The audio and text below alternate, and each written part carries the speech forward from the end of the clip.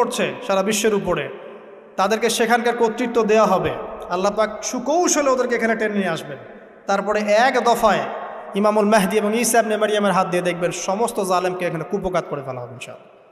এবং এটা হবেই। তারপরে ঈসা ইবনে মারইয়াম সেখানে ইমামুল আদিল, একজন ন্যায়পরায়ণ বাদশাহ হিসেবে, সেখানে নবী এবং বাদশাহ হিসেবে তিনি সেখানে দায়িত্ব পালন করবেন। একাধারে 40 বছর তিনি ইনশাআল্লাহ তাআলা সারা বিশ্বকে শাসন করবেন। ইমামুল মেহদি আগেই মৃত্যুবরণ করবেন, কিন্তু ঈসা ইবনে মারইয়াম তারপরেও বেঁচে থাকবেন। ঈসা ইবনে মারইয়াম বিয়ে শাদী করবেন, তার সন্তান সন্ততি হবে, তিনি মৃত্যুর স্বাদ গ্রহণ করবেন, তাকে দাফন করা হবে নবী সাল্লাল্লাহু আলাইহি ওয়াসাল্লামের কবরের পাশে।